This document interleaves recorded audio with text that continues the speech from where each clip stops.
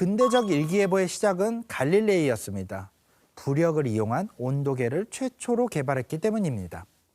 그리고 갈릴레이의 조수 출신인 토리첼리가 기압에 관한 개념을 정리를 해서 날씨 예측을 할 준비를 마쳤습니다. 그리고 현대에 들어서 날씨 측정과 예보를 위한 라디오 존대가 개발이 되기 시작합니다. 라디오 존대는 전파를 보낸다는 의미인 라디오와 프랑스어로 탐지기라는 뜻의 존대가 합쳐진 말입니다. 가벼운 기체를 넣은 고무풍선에 라디오 존대를 달아서 하늘로 띄우게 되면은 라디오 존대는 1초에 한 번씩 전파를 지상으로 쏘면서 기온, 기압, 습도에 따라 변하는 전파 파장을 통해 지상의 하늘의 상황을 알게 됩니다. 상당히 효과적인 방법이긴 하지만 전 세계 대부분의 관측소는 지상에 있기 때문에 라디오 존대를 띄우기 힘든 곳은 사실 여전히 날씨 예측이 어려웠습니다. 그때 기상 관측에 획기적으로 등장한 것이 바로 인공위성이죠. 위성 덕분에 최초로 하늘에서 구름이 어디에서 만들어지고 어떻게 움직이는지 전체 그림을 볼 수 있게 된 것인데요. 전 세계에 기상위성이 몇 군데 없습니다. 기상위성은 미국의 2대, 유럽 우주국 2대, 중국, 인도, 일본이 각각 1대, 그리고 한국의 천리안까지 총 8대가 운영이 되고 있습니다. 이 나라가 어떤 나라들이냐면 우리 아까 소련 얘기를 했잖아요. 거기에 발사체를 쏠 수 있는 나라들하고 거의 일치를 하고 있습니다. 그런데 나머지 국가들은 위성이 제공하는 날씨 정보를 어떻게 알게 되는 걸까요? 여전히 라디오 존대에만 의존을 하고 있을까요? 그렇지 않습니다. 당연히 기상 위성들은 자국을 중심으로 관측을 하지만 주변 지역의 정보도 모두 수집을 하게 됩니다. 그 자료는 전 세계가 함께 쓰고 있는 것이죠.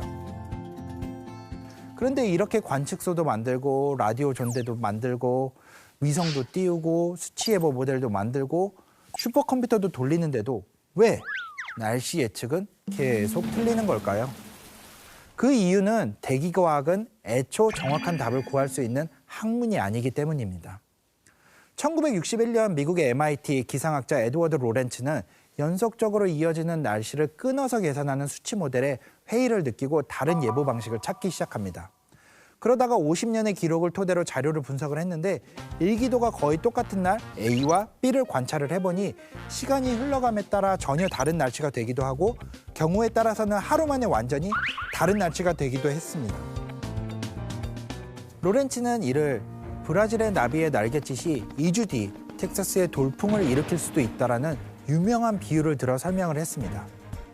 2주면 사소한 변수 하나가 날씨를 완전히 바꿔버릴 수 있다는 것이다. 여기서 발전한 것이 카오스 이론이다.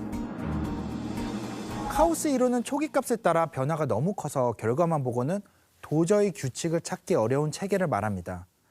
카오스 이론이 확장돼 복잡계가 되는데 복잡계는 다양한 요소가 선형, 비선형적으로 엮여서 완전히 질서 있지도 또 완전히 무질서하지도 않은 그러한 세계를 말을 하는 것입니다.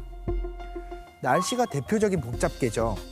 대서양의 크릴새우 무리가 움직이는 방향에 따라서 바다의 해류가 바뀔 정도로 사소한 변수 하나가 날씨를 완전히 바꿀 수도 있을 정도입니다.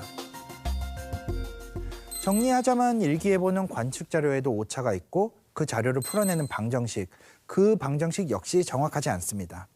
그러니 결과도 확실하지 않죠.